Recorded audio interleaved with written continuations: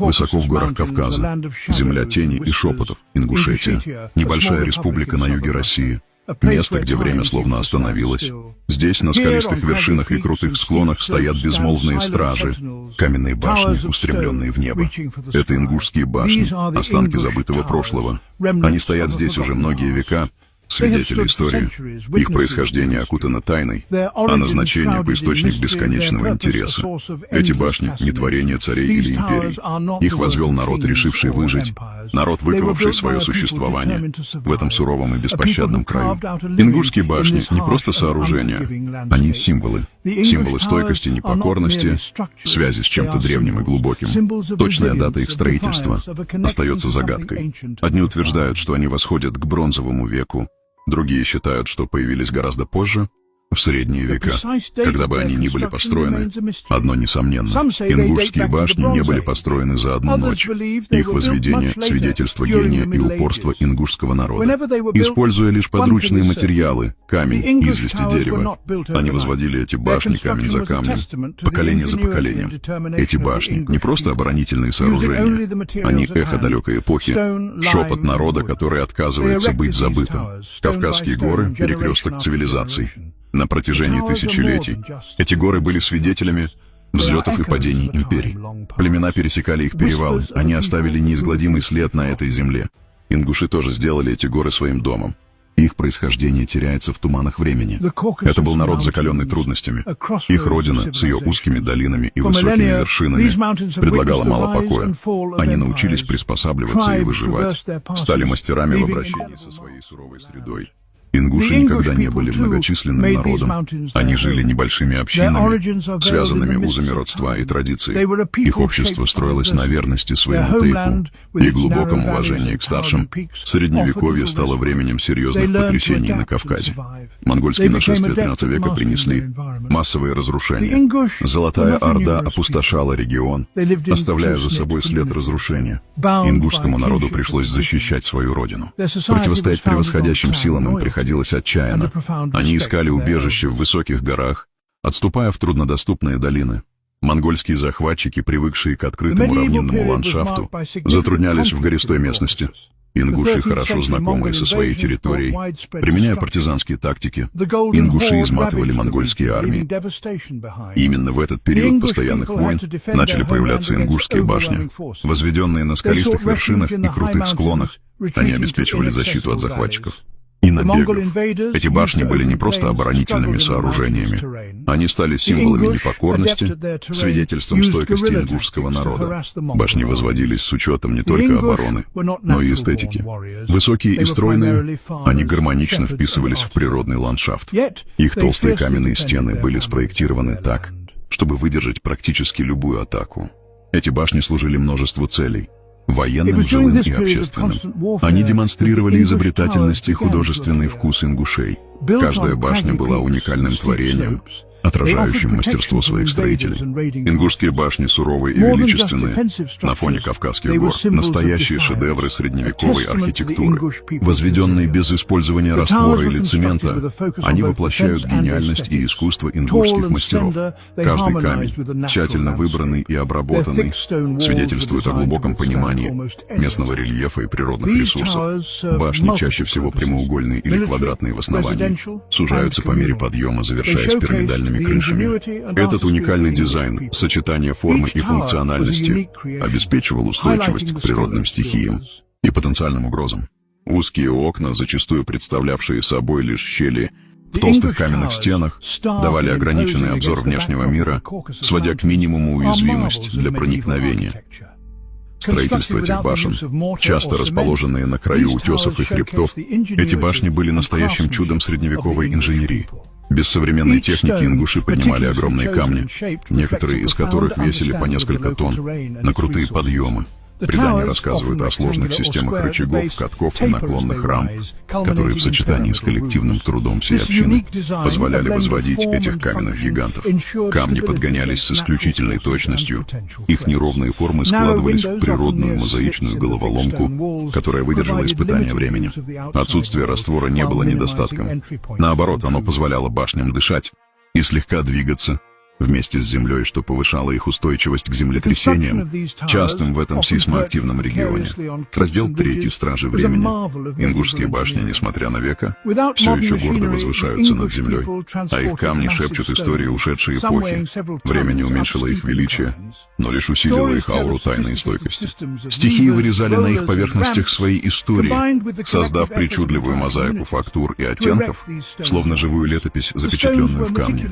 Солнечный свет играет на фасадах башен, выявляя тончайшие детали мастерства. Разнообразие оттенков камня и следы древних инструментов, омытые золотом рассвета или вырисовывающиеся силуэтами на фоне пылающих закатов. Эти башни дают возможность заглянуть в душу народа, который строил с мыслями о вечности. Ингушские башни — это не просто архитектурные чудеса. Они неразрывно связаны с культурной тканью ингушского народа. Каждая башня, вырастающая из скального основания, олицетворяет тейп, родовое сообщество, связанное кровью и историей.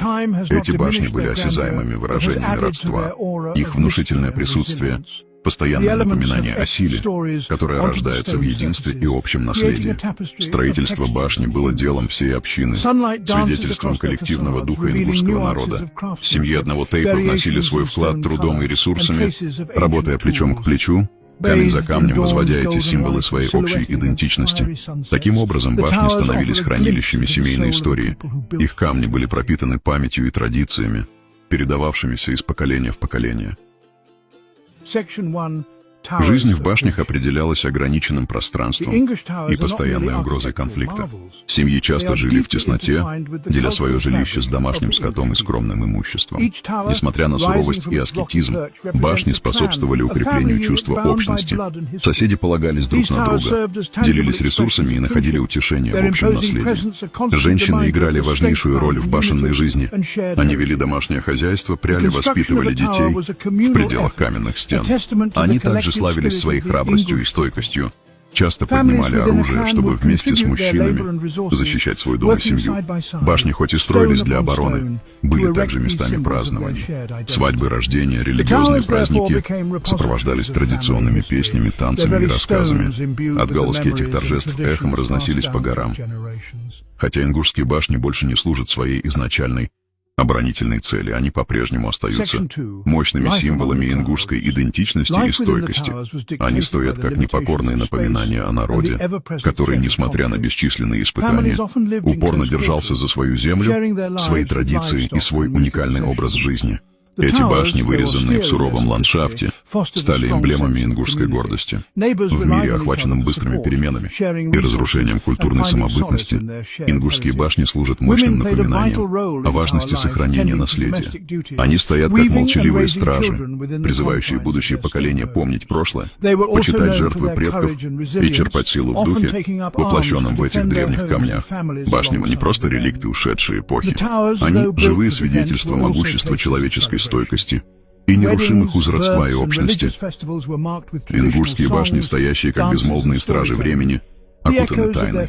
Их стены шепчут истории и легенды. Происхождение башен остается предметом споров. Их истинный возраст потерян во времени.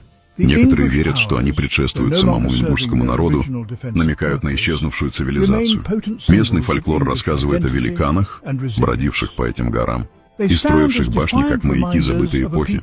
Ингушские старейшины передают предания о тайных ходах и скрытых комнатах, где хранились священные предметы и древние тексты. Изолированность башен, расположенных высоко, на недоступных вершинах, породила множество историй о сверхъестественных существах и мистических явлениях. Пастухи, пасущие стадо, рассказывают о странных огнях, мигающих в окнах по ночам, словно сами башни бодрствуют и охраняют землю. Ходят шепотки о Айбен, мифических существах, обитающих в горах, чьи облики меняются, как туман, окутывающий вершины. Эти Айбин — стражи гор, защитники ингушского народа. Им приписывают великую мудрость и знания. Их присутствие вызывает одновременно благоговение и страх. Ингушские башни со своей внушительной архитектурой и атмосферой тайны давно очаровывают историков и искателей приключений. Некоторые верят, что башни хранят древние знания, и легенды рассказывают о камне видения, якобы наделенном способностью показывать прошлое и будущее. Несмотря на множество поисков, камень видений так и не был найден.